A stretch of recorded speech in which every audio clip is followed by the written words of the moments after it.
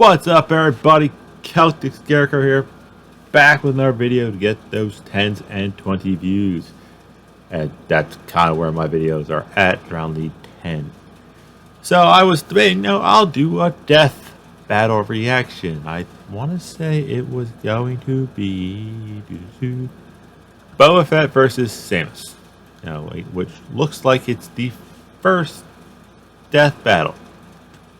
But then I got sidetracked thanks to the Super Carlin brothers, because they did a 7-part series, that number is important, on what if Harry Potter was sorted into Slytherin. I'm plotting my own Harry Potter what if, to start February 22nd, 1 year anniversary, Harry Potter. But that's not what if Harry was a Slytherin, but what if Harry was a girl. No. That was a bad call. Baseball games in the background. I'm a Mariners fan. The only team that's given me hope that's currently playing. The Irish kind of suck. In Carolina, I will get to you on Thursday. But the one thing that's kind of been kind of strange and bothered me a tiny bit is what is the magical world's kind of obsession, or more or less J.K. Rowling's obsession with the number 7. It's everywhere. In the real world, I don't know why 7 is considered a lucky number. The only thing I could find on it was God created Earth in 7 days. The 7th son of the 7th son will have strong magical powers, and 7's a prime number. But if you look around Harry Potter, it's everywhere. You go to school for 7 years. I have a little note up here. There's 7 Horcruxes. There's 7 Weasley kids. I'll get to them, back to them in a minute. When Harry escapes from Privet Drive, it's the 7 Potters. Sorcerer's Stone has 7 tasks. Quidditch team has 7 players on their team, and Harry is number 7. Gryffindor Tower is on the 7th floor. Same with the Room of Requirement. Lily and James Potter start dating in year 7. That's a lot of 7s sprinkled throughout these books. 7 of them. The only thing off is there's 8 movies. But back to the Weasleys. I got bored, so I decided to think of the 7 kids, which kid best represents these 7 deadly sins. Because, Arthur and Molly Weasley, their Patronus definitely has to be a bunny. If you do not get that joke, here is Zootopia to kind of explain. Nicholas Wilde, you are under arrest. For what? Hurting of free wings? Felony tax evasion. Yeah, $200 a day, 365 days a year. Since you were 12, that's 2 decades, so times 20, which is 1,460,000, I think. I mean, I am just a dumb bunny, but we are good at multiplying. Anyway. But back to the 7 deadly sins approach. And I will be using the logos from the anime, 7 Deadly Sins. The 7 Deadly Sins on their own aren't that bad as long as you don't overexert it. For example, I need pride in myself to be, foolish enough to make these weird videos of mine. I'm envious of other successful YouTube channels because, they're actually successful. And I'm still just doing this for fun and greed. Yeah, I would love to make money off this.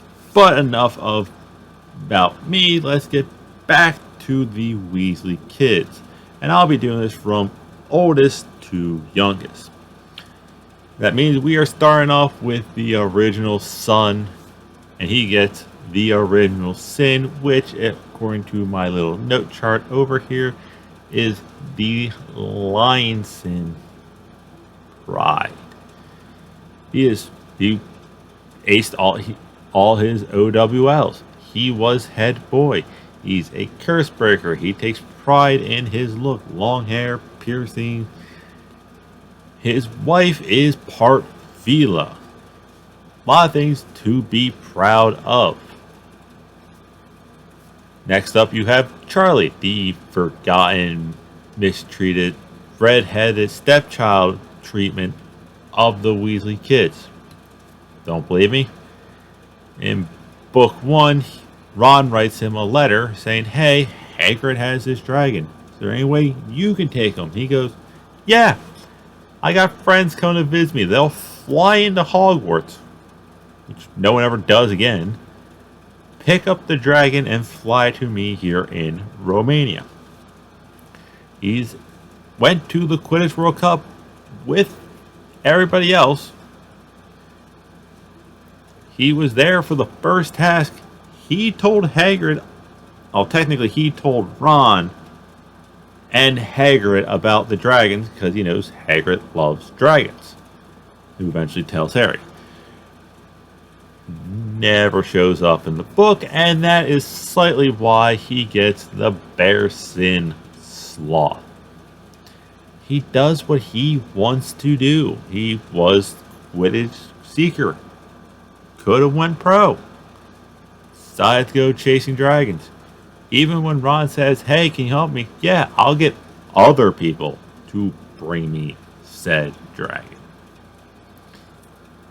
And also all the other sins kind of match up better with each sibling. Next up, we have Percy. Greed is a good choice.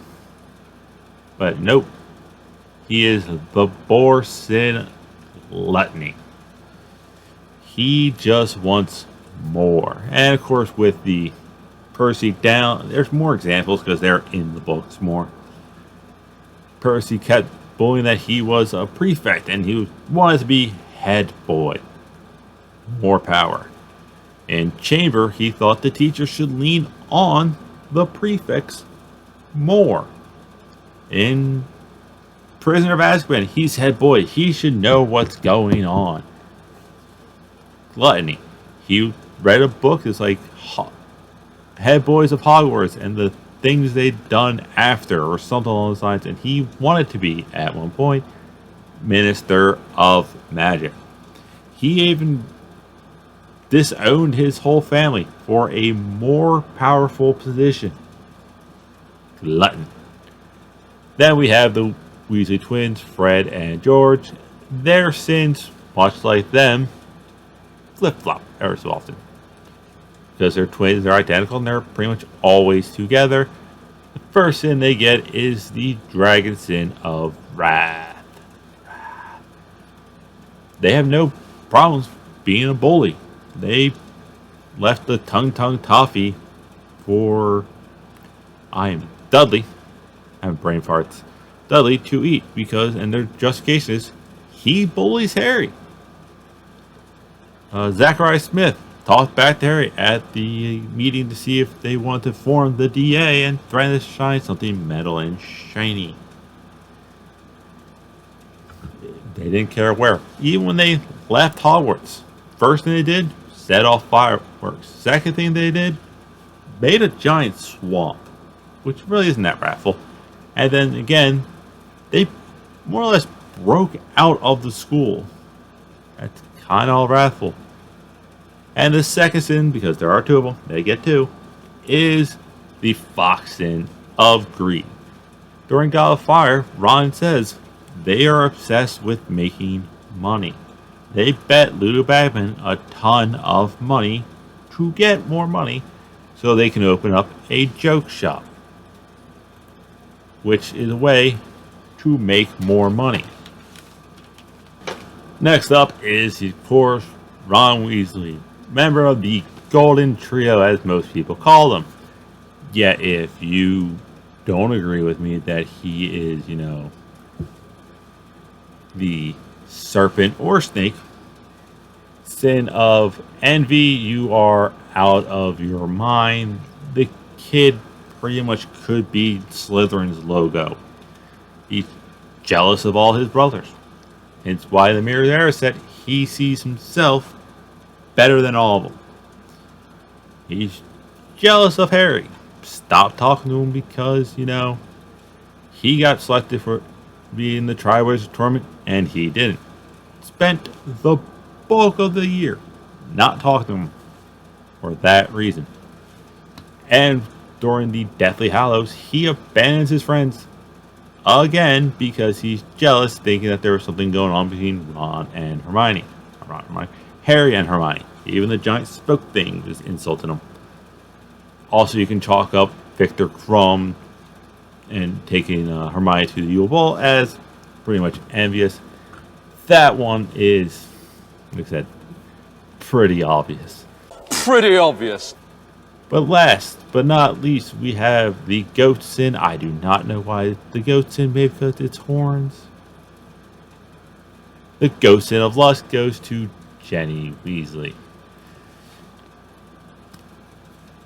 She was kind of all about Harry Potter and a little obsessed with Harry Potter ever since book 2. Ron tells Harry pretty much right off the bat, and for the second, another home run. The Mariners are going to win. It's 9-1, top 9. Mariners, thank you. Thank you for keeping my hopes up. But yeah, where was I? Jenny. Oh yeah, Ron tells Harry she hasn't stopped talking about you this entire summer. Every time Harry's around, she gets nervous, drops stuff, stuck her elbow in butter at one point. Wrote in a very, very embarrassing Valentine's Day poem to Harry. And throughout the books, is the only one seen dating multiple people. Yes, we know Percy eventually marries someone besides Penelope Clearwater. I think that was her name. But in the books, Jenny dates 3 guys. And goes to the Yule Ball with Neville, which I think that was more, I want to go to this cool-ass party, and that's easy to win. But she dates Michael Connor, who gets pissed off that they beat him in Quidditch and ends up dating Cho, Dean Thomas, and then Harry Potter. 3. But tell me what you think. I could be completely wrong. You know. Also, if you made it to this point, please do the things. Boleyn, do the thing. What thing? The thing! I never had to tell Julie what thing. I'm not Julie, okay? Pretend I don't know anything about anything that's happening here. Like this video if you like this entire video. Dislike this video, which I'm shocked you made it this far in the video and you disliked it. I will slightly hold it against you. But please, in the comment section, tell me why. Let me get better at this so I can get more of the views. Share it with your friends if you want them to see my goofiness. I don't know. But that is all I have. I'll see you weird people later.